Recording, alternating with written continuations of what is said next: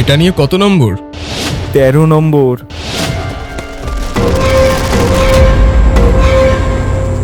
ওটা কি লাল চোখা ভূত?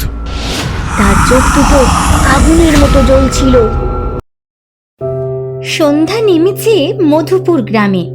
গ্রামের পুরনো চায়ের দোকানে বসে আড্ডা দিচ্ছে রনি, বাপ্পা আর টিটু।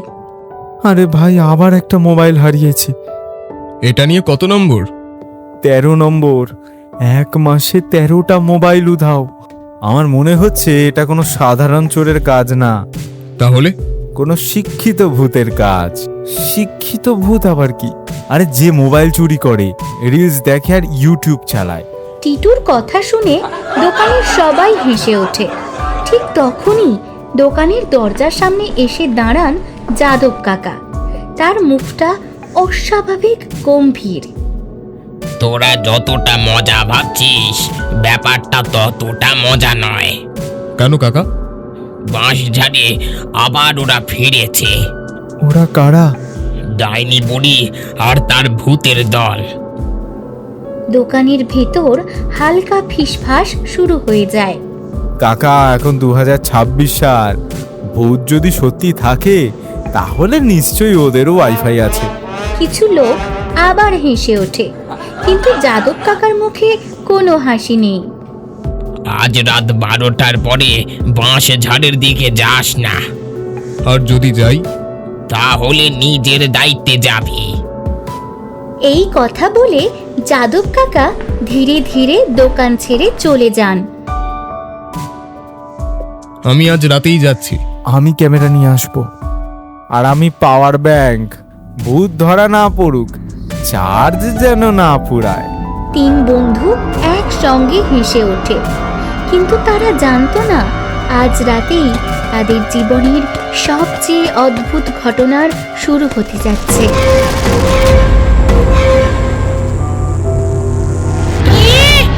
ডাইনির জঙ্গলে নতুন শিকার।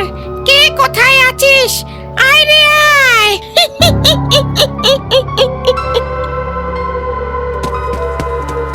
রনি, বাপ্পা আর টিটু প্রাণপণে দৌড়াচ্ছে। তাদের পিছনে ডাইনি বুড়ি আর তার ভূতদের দল তাড়া করছে। বাঁশঝাড়ের ভেতর দিয়ে ছুটতে ছুটতে বাপ্পা হাঁপাতে শুরু করলো। ভাই, আমি আর পারছি না। থামি না, আগে বাঁচ। আমি তো আগে থেকেই বলেছিলাম, ভূতেদের সাথে দেখা করতে আসা ভালো আইডিয়া না। পিছন থেকে আলেয়া ভূতের হাসির শব্দ ভেসে এলো। এত জোরে দৌড়াচ্ছ কেন? আমরা তো শুধু কথা বলতে চাই। তোমাদের কথা শুনতে হলে আগে হার্ট অ্যাটাক থেকে বাঁচতে হবে। হঠাৎ সামনে 3টে রাস্তা দেখা গেল। ঠিক তখনই কানাগুলো ভূত রাস্তার মাঝখানে ভেসে উঠল। ডান দিকে যাও, ডান দিকে গেলে বেঁকে যাবে। 3 বন্ধু ডান দিকে রাস্তা ধরে দৌড় দিল। 1 মিনিট, কি হলো? এই গাছটা আগে দেখিনি। সত্যি, আরে এটা তো সেই গাছ যেখানে আমরা দাঁড়িয়েছিলাম। 3 জন অবাক হয়ে চারপাশে তাকালো। তারা আবার একই জায়গায় ফিরে এসেছে। পেছন থেকে কানাভুলো ভূতের অট্টহাসি শোনা গেল। আবার ঘুরে এলি? আমি এই ভূতটাকে একদম পছন্দ করছি না। এদিকে ভূতদের দলও তাদের খুঁজছে। ওরা কোথায় গেল? আমি উপরে থেকে দেখছি। খুঁজতে খুঁজতে আমার ক্ষুধা লেগে গেছে। তোমার সব সময় ক্ষুধা লাগে। ঠিক তখন মাথাবিহীন ভূত দৌড়ে এলো। আমার মাথা দেখেছো? আবার হারিয়ে ফেলেছি।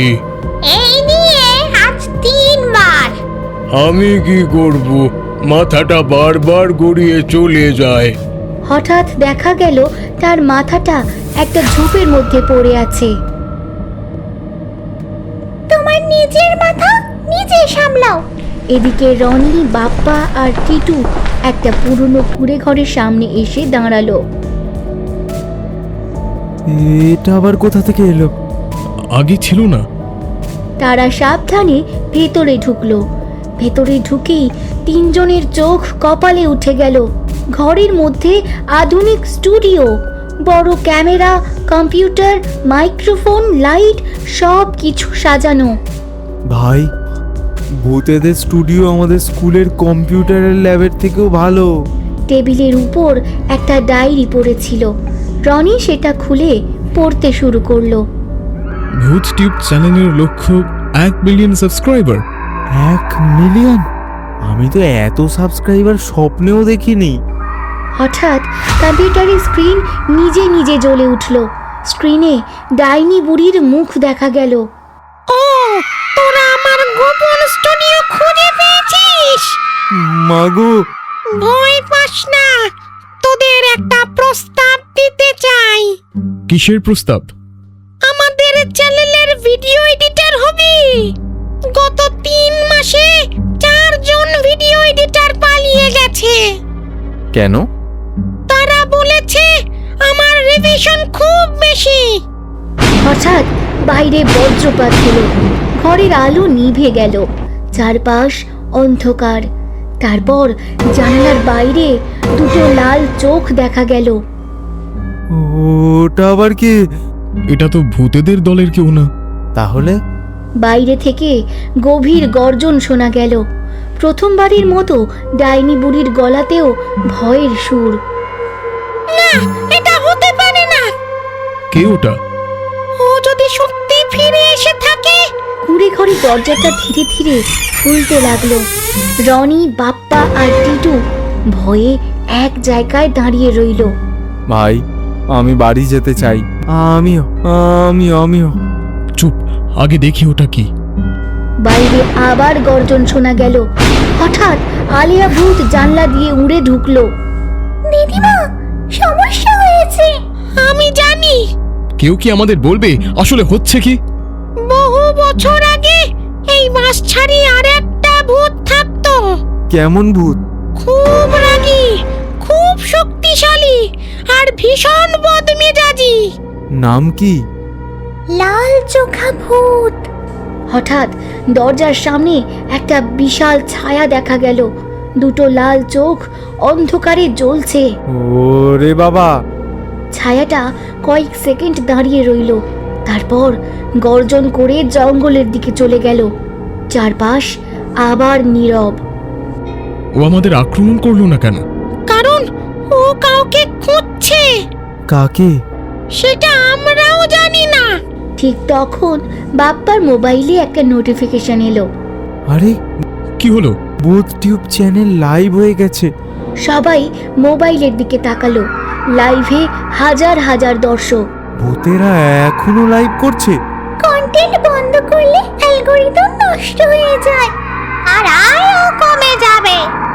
ভূতেদের আবার আয়ু আছে? ডাইনি বুড়ি বিরক্ত হয়ে মাথা নাড়ল। ঠিক আছে, আজ রাতের জন্য সবাই একসাথে থাকবো, কেউ একা বের হবে না। এই প্রথম তোমার কোনো কথা আমার ভালো লাগলো। ঠিক তখন বাইরে থেকে আবার একটা অদ্ভুত হাসির শব্দ ভেসে এলো। সবাই একসাথে দরজার দিকে তাকালো। ওটা আবার কে? মনে হচ্ছে নতুন ঝামেলা শুরু হতে যাচ্ছে। কুড়ি ঘরের বাইরে থেকে ভেসে আসা হাসির শব্দটা ধীরে ধীরে আরো জোরে শোনা যেতে লাগলো। আমার মনে হচ্ছে আজকে বাড়ি না ফিরতে পারলে কালকে সকালে নাস্তাও খাওয়া হবে না। সবাই দরজার দিকে তাকিয়ে রইল। হঠাৎ বাইরে থেকে একটা কণ্ঠ ভেসে এলো।